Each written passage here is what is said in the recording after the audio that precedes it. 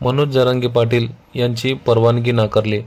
आंदोलनासाठी अंतरवाली सराटी येथे 8 जूनपासून उपोषणाला बसणार होते, ती परवानगी पोलिसांनी नाकारली आहे। पाहूयात त्यांचा आता संताप कोणावरती। आंदोलन करू शकता आणि ते शांततेचं आमरण उपोषण मी करतो। मी आता घटनेला मानायला लागलो, ते कायदा चालवून घेणाऱ्याला मानत नाही। मी जो कायदा चालवायला मराठ्यांनीच त्या पदावर बसविला, तो मात्र पायदळी कायदा तोडवायला लागलाय। 4 तारखेला आचारसंहिता होती, मी आचारसंहितेचा सन्मान केलेला आहे। मी 8 तारखेला उपोषण पुढे ढकललं। पुन्हा तुम्ही नाकारणार असाल तर मी तुम्ही नाकारलेल्या परवानगीला मानत नाही। मी कायद्याला मानतो, कायद्यानं मला अधिकार दिलेला आहे, घटनेनं मला दिलेला आहे। मी उद्या 8 जूनला सकाळी 10 वाजता आमरण उपोषणाला बसणारे, मी हटणार नाही। जे काय सरकारनं, मुख्यमंत्र्यानं, गृहमंत्र्यांनी ठरवलं असेल आम्हाला पुन्हा हल्ला करायचा, गोळ्या घालायच्या, तर मी बलिदान मराठ्यासाठी द्यायला तयार आहे। तुम्हाला जो हल्ला करायचा तो करा, पण मी मराठ्यांना आरक्षण दिल्याशिवाय हटवू शकत नाही। आतापर्यंत पाटील तुम्हाला उपोषणाला विरोध होत नव्हता, मात्र परिसरातली आणि गावातील लोक उपोषणाला विरोध करतात, त्याचं काय? आता ते काय असतं, मला आता त्या विषयावर बोलायचंच नाही, कारण ते त्यांना दोष देऊन उपयोगच नाही। सरकार ठरवून करतं, आम्ही करू शकतो ना, आम्ही निवेदन देऊ शकतो। मग निवेदनाला निवेदन त्यांनी जर दिलं तर आम्ही कलेक्टरला देऊ शकतो, दे आता परवानगी, त्यांच्यापेक्षा 1 सही जास्त देऊ, बहुमतच पाहिजे असेल तुम्हाला तर। हे बघा, अशाने जातीय सलोखा कसा शांत ठेवायचं म्हणता तुम्ही?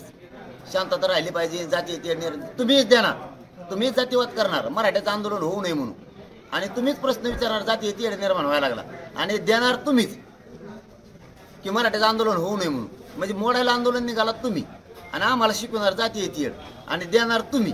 काय भाषण, काय सल्ले द्यायला लागले, आणि काय मार्ग काढायला निघालात? याने मार्ग निघतो जातीय तेढाचा, देणार तुम्हीच। आणि इथून आंदोलन अंतरवाली सुरू 15 किलोमीटरच्या काय त्रास व्हायला लागला, त्याचं काय दुखायला लागलं तिथं, आणि ते विरोध आम्ही ग्राह्य धरलेला आहे। ओबीसी विरोधात जाणार हे आम्ही ग्राह्य धरलेलं आहे, पण नेत्याचं ऐकणार आहे फक्त। गाव खेड्यातला ओबीसी आजही आमच्या सोबत आहे, उद्याही राहणार आहे, आणि भविष्यात आम्ही दोघे एकमेकाच्या सोबतच। गाव खेड्यातल्याचा काही संबंध नाही, हे नेते ओबीसीचे घडून आणतात, त्याच्यामुळं त्यांचा तर विरोध असणारच आहे, आणि हाही सुद्धा पहिल्यापासून। त्यामुळं आंदोलन बंद करायचं आम्ही अजिबात करत नाही। सगळं गाव एकीकडे, काही टेन्शन नाही, मला गाव इथून हलू देत नाही।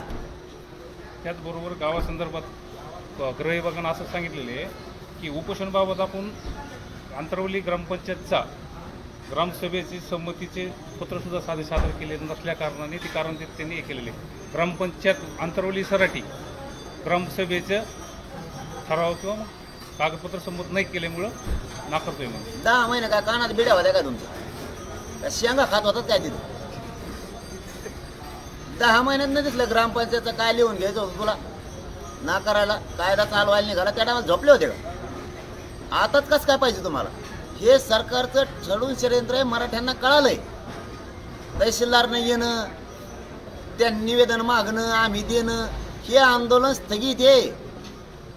स्थगित केलेलं आंदोलनाला परवानगीची गरज नाही, पण मी कायद्याचा सन्मान करतोय म्हणून मी स्थगित केलेलं आंदोलनाची तरीही माहितीसाठी तुम्हाला निवेदन दिलं होतं प्रत्येक वेळेस, त्यावेळेस तुम्ही नाही दिलं।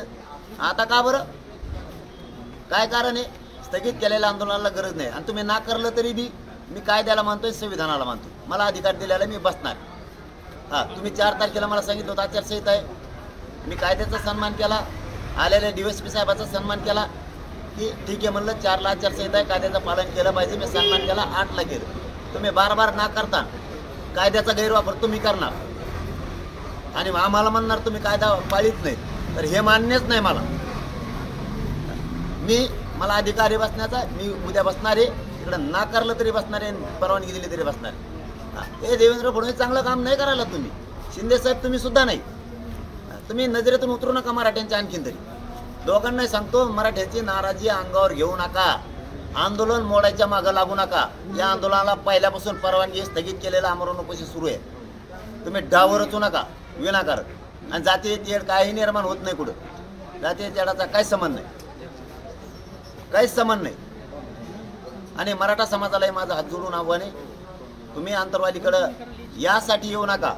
शेतीचे काम आहेत, आपलं शेतकरी वर्ग जास्त आहे, आपला तोटा होता कामा नाही. आधी पाऊस पडलेला आहे, पिकं लावून घ्या. इकडे येऊन आपलं शेत तिकडं पडक पडलं नाही पाहिजे, वाटलं नाही झालं पाहिजे. इकडे मी आहे, मी लढायला खंबीर आहे इकडं तुमच्या वतीनं. मी जर जीव गेला, बलिदान गेलं तरी मी लढायला खंबीर आहे, काहीच काळजी करू नका. इकडे यायचं नाही याचा अर्थ का तुम्हाला येऊ नका म्हणत नाही. कामं सोडून कुणी यायचं नाही, काम बुडवायचं नाही. मी आरक्षण घेतल्याशिवाय हटत नाही, काय करायचं तर करू द्या.